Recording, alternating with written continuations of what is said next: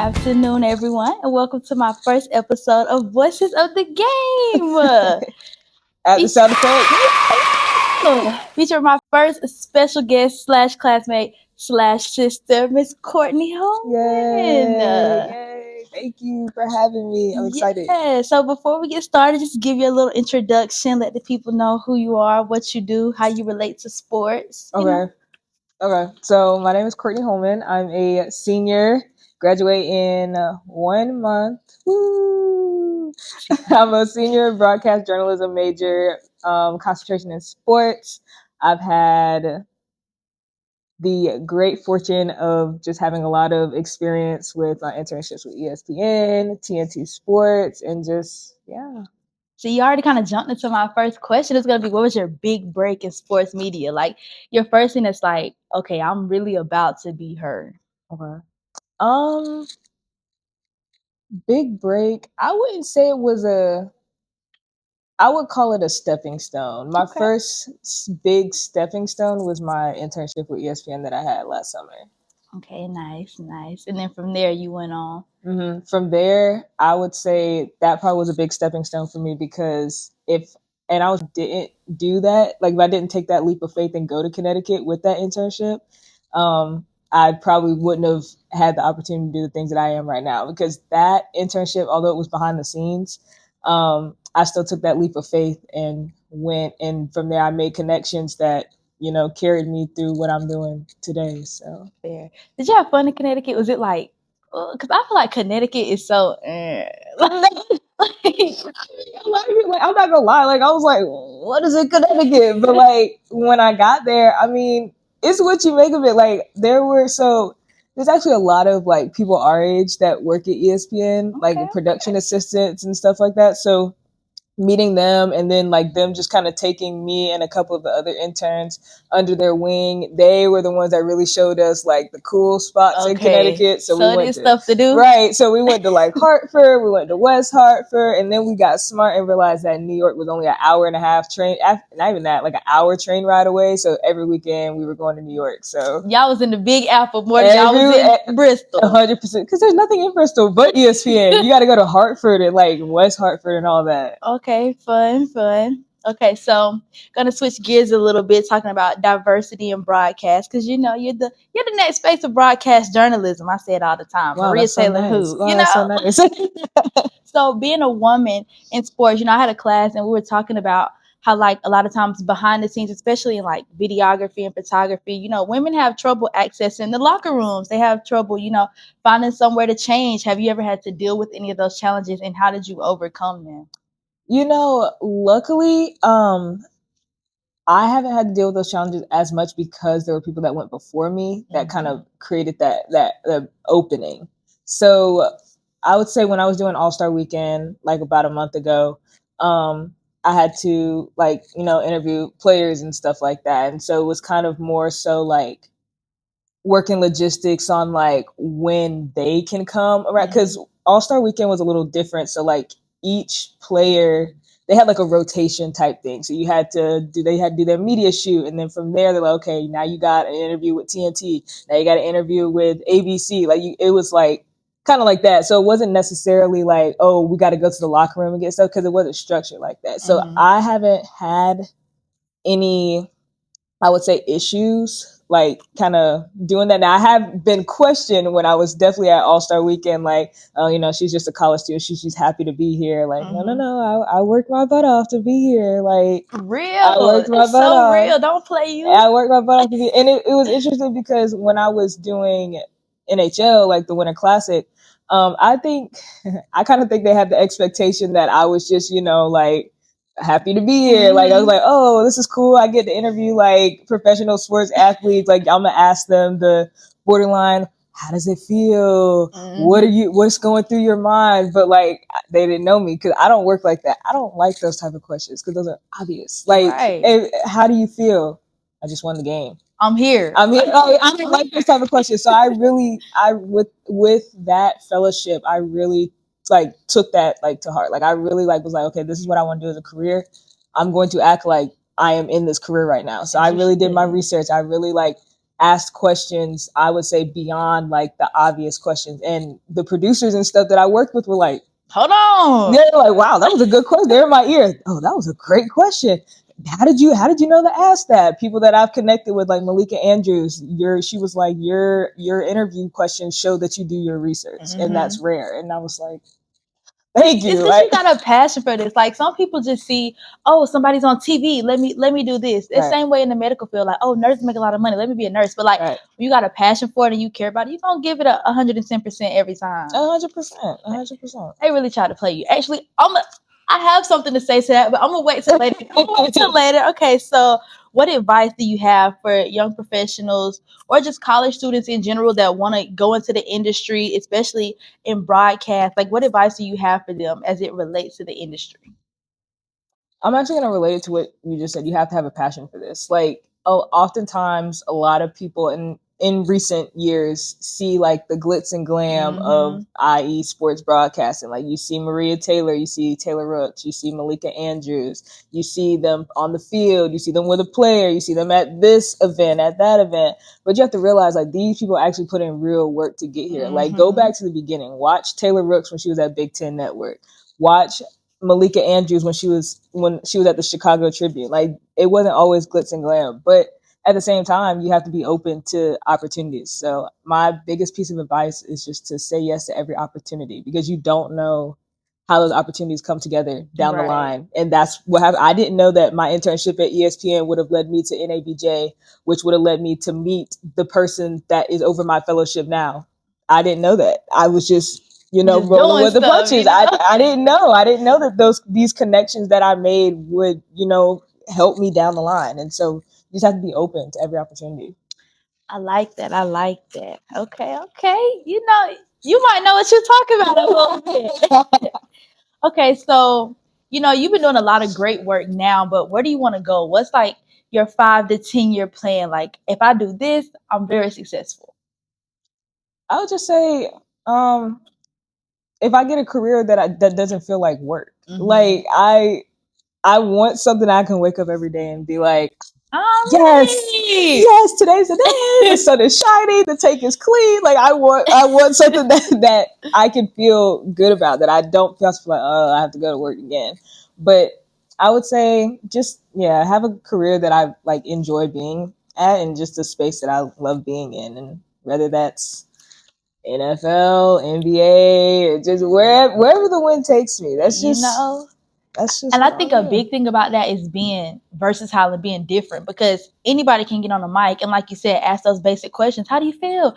You just won the Super Bowl. Where are you going? I'm going to Disney World. But like being versatile, I think is really big in the industry. So what makes you stand out? Like, why should we be like, oh, I want Courtney Hollmon on my show. I want her to be announcing for me versus anybody else. You have to be unique. You have to find something that makes you. Right. And I always tell people all the time, because like even when I always go back when I was at ESPN, I was meeting like all these people, and I was at TNT and I was meeting all these people. They were like, what do you want to achieve? I said, I want to be like the first Courtney Hollmon. Like I pull from Taylor Rooks. I pull from Malika Andrews. I like what this person does. I like what this person, but I want to be the first Courtney. Like I can pull whatever I want from them, but it's just, I want to be me. I want to be the first Courtney. So you want the kids to be like, I just saw Courtney Hollmon on Instagram, and I'm gonna be just like her when I grow up. I don't want to be a duplicate. Like I can have influences. I can be influenced by people, but I want to be the first me. I don't want to be a duplicate. Right. You said influence is a big thing, which brings me to my next question. So,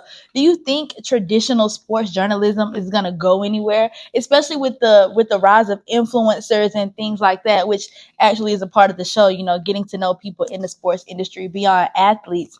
But like we have people now that's telling their whole life story on TikTok and Instagram, and it's really making a shift in the sports world. So, do you think there's a place for traditional journalism anymore?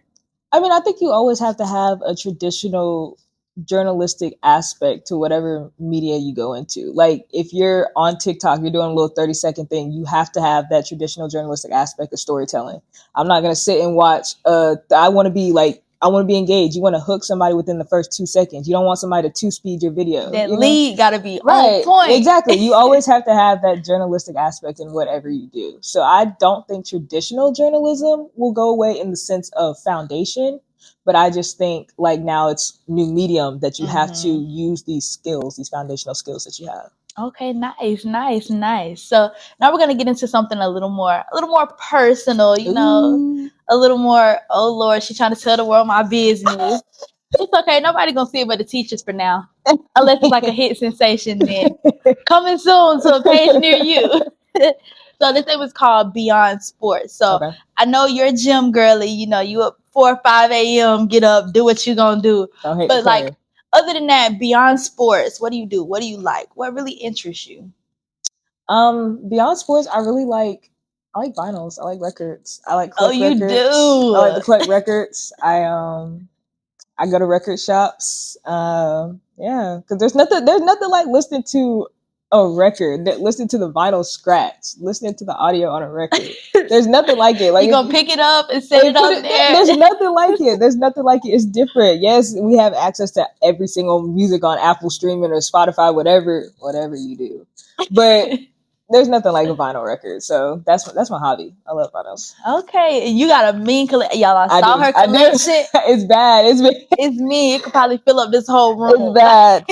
I feel like when you get a house in the future, like I see a big mansion and I see just a room full of vinyls. Like I want a wine cellar, but I feel like you would have a room for your vinyls. I probably would turn like a room into like a closet that holds like my records, and like I would probably like make a designated like that's supposed to be a bedroom. It's probably going to be a vinyl room. You know, I probably would. If you like it, I probably would. Okay. So if you weren't working in sports media, if you weren't the next big star broadcast journalism, what do you think you'd be doing? You know, you've been in sports all your life though. You was a hooper, you know, you was that girl in sports, but like if not sports, if God said today, listen, this isn't for you, what do you think he would tell you is for you? I'd probably be doing theater. I'd probably be doing theater because there was a point in time where I was doing basketball, theater, and dance, but like slowly and surely, like one had to go. Dance had to drop off because it was starting to conflict. And then I was like, nah, I can do basketball and theater. I can be like Troy Bolton, you know. I can do this.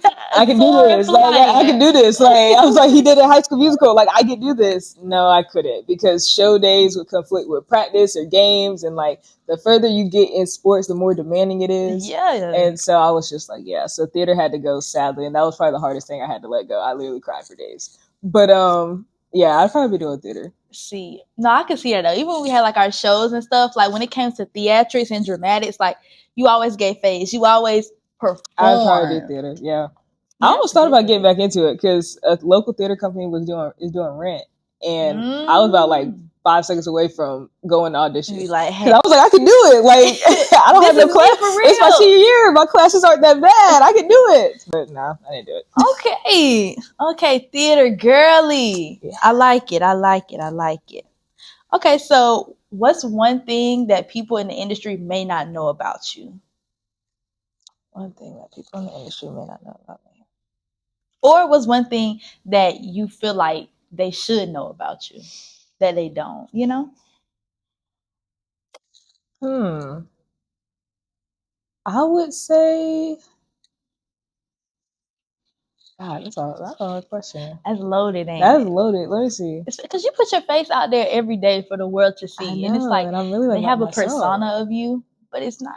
You know? Okay, yeah. So I've probably, I really am. I may seem like a people person, but like I really like I really like there's a time and place. Like I really like get like overwhelmed very easily. So I kind of retreat. So I think that like, because I mean you've seen me, like I could talk to people and I could be outgoing, but like it gets to a point where you're like, okay. I'm really like Courtney's probably really not like that for real. Okay, that's fair. That's fair.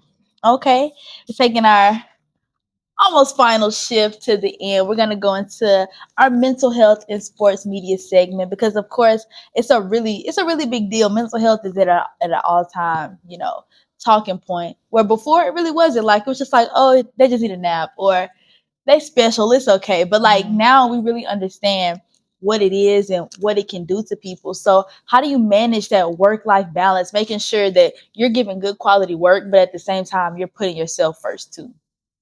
I would just say just remembering like the things that I like to do. Like, I mean, I like to go to the gym, so making sure I make time to do that. I like to journal, making sure I take time to do that. Like lately, everything just seemed to be coming back to back to back. Like I leave ESPN, I'm back at school. Back at school, next thing I know, I'm applying for this TNT. I get the TNT thing. Now I got to go to Vegas. Now I got to still do work. Now I got to do this. Now I got to do, but just making sure like I stick to me. Mm-hmm. So like I still go to the gym. I still like listen to the music I like to. I like to journal. I still journal. Like still making sure I do that. Cause I mean, it's easy to get lost. Cause it seemed like after that TNT thing, everything just started. The doors is opening up every single second. Hey, can I talk to you about your experience? Hey. No, that's so real. And I tell Courtney all the time, I'm like, I feel like we're at a point where I don't want to say this, but I gotta say it. Like we're the token spokespeople for stuff, because I did a lot on campus and she did a lot off campus. So like when it comes to talk about your student experience, they always want her there, because like, oh, you did this with ESPN, you did this with TNT Sports. Oh, you also sang on the choir, you also did this. Like, come speak at this presentation, come do this workshop. And same with me, they're like, oh, you were the president of this and this, come speak at this, come to that. And it's like, can we breathe? Designated public speakers. They see we do public speaking, and it's designated public speaking. That's like, we need somebody to speak at this conference. I'm calling Courtney. She do broadcasts. We need to interview somebody. That's your girl. Like, that's me. It's so hard to, and it's so hard to say no, because you really want to make that impact, and you want everybody to be like, yeah, she was such a sweet girl. You know, she did so much. She's very successful and going to be even more successful. So I know it's just hard. It's just hard to say no, because, and then even like when like, cause I've had like students reach out to me and stuff, like wanting to meet with me and like ask my opinion on this and my advice on this. And it's like, it's overwhelming, but it's also a blessing, but it's hard to say no, because it's like, I remember like, I was that student like literally just last year. Like, let's be for real. Like I was literally like reaching out to people last year, and it's like, dang, I wish they'd answer. So it's like, I don't ever not answer somebody, because I know how that feels. So yeah. Okay, so next thing, I remember I was watching one of your clips on YouTube. Maybe it was also I don't know.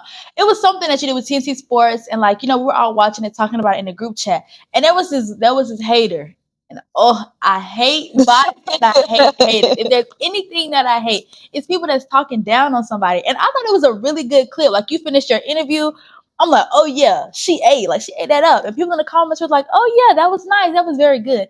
Then there was this one person that was like, yeah, she's not going to make it far. I said, what? Like, don't do my sister like that, please. You know what I'm saying? But like, how do you handle people like that when people are trying to down you, and you know this is something that you're passionate about? Because it gets to a point where over time it could be overwhelming, and it could make you question, like, am I doing good for real? Like, how do you balance that? How do you manage that?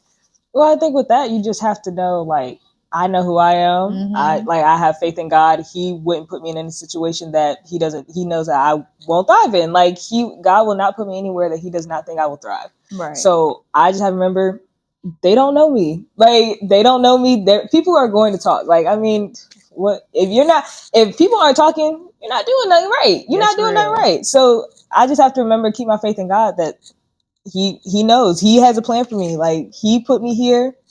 He knows what I'm going to do before I even do it. So I just have to put my faith in God, and I don't just block it out. I know me. That's good. That's good. Okay. Do you have like boundaries that you set? Like, I'm not going to work past 10, or I'm not going to do this. Because, you know, in this field, you never know what you're going to get. You may have to work on a Monday. It might be a game on Thursday. It might be a game Sunday night, Monday night, you know, and then you got to put your packages together. Make sure you get your B-roll. Like, at what point do you set those boundaries? Like, okay, this has to stop. This has to come first. Well, sports is 24/7, 365. Real. So it's never ending. But you just, I would say I hope to get to a point where I'm able to set those boundaries. But right now, you gotta hustle. Exactly. Right now I'm in hustle mode. I'm in grind mode, because I'm trying to get there. Like, so I wouldn't say I don't have boundaries, but there's just very little that I'm like, I'm not going to do that. It's past my time, past my deadline. Because no, I don't have no deadline right now. I'm trying to hustle. So like, you don't have no deadline. You're green. You don't have no deadline. Like, come on now. So I would just say, when it gets to a point that I am overwhelmed, I do take a step back for a little bit and just kind of like, do stuff that I like to do, like whether that's like watch Scandal or something like that. I just might be Olivia Pope. You never know. Whether that's watch Scandal or listen to music, I take a step back for a second when I do feel overwhelmed, or I journal or something just to clear my head, and then I'll like get right back at it. Okay, that's good. That's good. You answered my other question. So I was gonna ask, how do you decompress? But you just told me. Yeah. Okay. Music, journal, the gym, candles. Okay, are you like a candles and take a bath type person, or just like the candles and just vibe? I don't like baths. See, me either. Oh I feel like you're sitting in your own dirt. Yeah, and it's just not a vibe. So you heard it first. We don't like baths. Yeah, it's not a vibe. It's not a vibe. Real. Okay. So last question before the final thing. So who or what has helped you maintain a strong mindset throughout your career this far? Aside from God, because we know we put God first. Yeah. I would say my parents, but I would also say Brandy Tate, who's one of our sorors that I met when I was at ESPN in Connecticut. She directs First Take. Like, she really took me up under her wing, and she said from the get-go, and I didn't believe her. She said from the get-go, she was like, Courtney, you're different. You're a hustler. You're gonna be something. And I was just like, okay, stop gassing me, Brandy. Stop it. But just through all of this, and like, I mean, I keep her updated on everything that I've been doing. And so when I was doing the stuff with TNT, like, she was like, Courtney, you're built for this. Like, keep your mind grounded, keep yourself centered. And she was just like really that like comfort and support. And even Krishna, God bless Krishna. Yes. God bless Krishna. God bless you, Krishna. God bless you. Yeah, Krishna definitely was another one that was my like constant support and stuff. She always gave me a word even when I didn't think I needed it, but she knew. So, yeah. That's good. Okay. The final thing is something different. You ain't never really seen this on no podcast show before, okay? It's called Who Does He or She Want to Be? Oh? I'm going to show you a picture, and I want you to tell me, who do you think this person wants to be? You ready? Wants to be, okay. I'll show y'all too. It's going to be right there. Who does she want to be? She looks like she wants to be Bebe's kids terrorizing the town. But she wants to be a broadcast journalist, a sports broadcaster, sideline reporter. Yes. NFL, NBA, WNBA, all of that. Yeah. That was scary. Like, and she on her way. I started to pick the theater picture too. And so when you said the part about theater, I was like, dang, I should have picked that one. Yeah. That's okay. See, I did my research a little bit. I got to know you. Oh Lord. That's a crazy photo. That's definitely my Bebe's kids photo. We don't die, we multiply. That was my Bebe's kids photo. The cornrows, the trike. On the bus, crazy. Like, they better watch out. You running everybody over. I like a little boy. But anyways, thank you, Courtney, for joining me on my show. Of course. Thank you, Bria, for having me. Yes. First episode done. I'm so proud of you.